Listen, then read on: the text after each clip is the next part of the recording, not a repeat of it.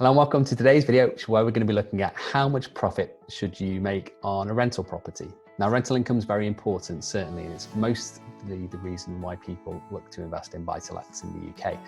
But there are things to consider, and there are guidelines that you can use that give you context as to maybe what other investors target.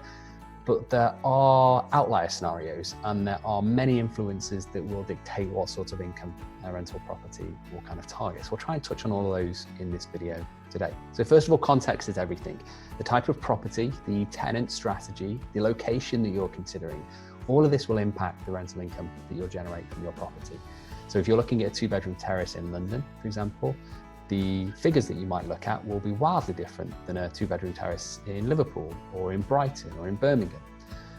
So in terms of context, so you can compare one property to another, two areas that people typically look at is something called rental yield. And that might be a gross rental yield as a percentage of what they invest in that property and what return they get back on that property on a yearly basis. And the second might be a monthly income. So what sort of profit are they likely to make on that property on a monthly basis? So to touch on the first, the rental yield, we usually see investors looking at around 6% gross rental yield for their UK buy-to-let properties. And certainly we see some investors sacrifice some of that percentage to go to maybe a higher value area, or looking at a specific property that covers many other things for them as an investor that are higher up in their list of priorities or needs. So it could be a property that's right on their doorstep, or could be a property that is larger in size, or certainly costs more in terms of its physical amount to acquire.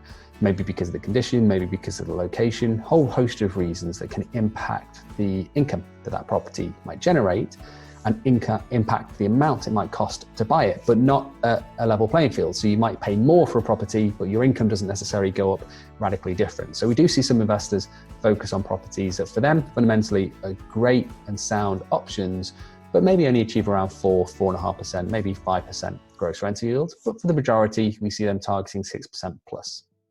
Now, when it comes to physical cash amount profit per month, we usually see investors targeting around £150 upwards for their investment properties. And again, context is everything. So if you're looking at a London property, you may be acquiring a property that gives you much more income than £150 per month.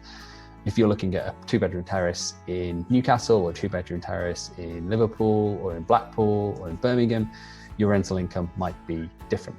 £150 though gives you a good target to aim for, and that's net profit, net income after all your costs have been taken into account. So if you have a mortgage on the property or financing costs, it's important to consider that.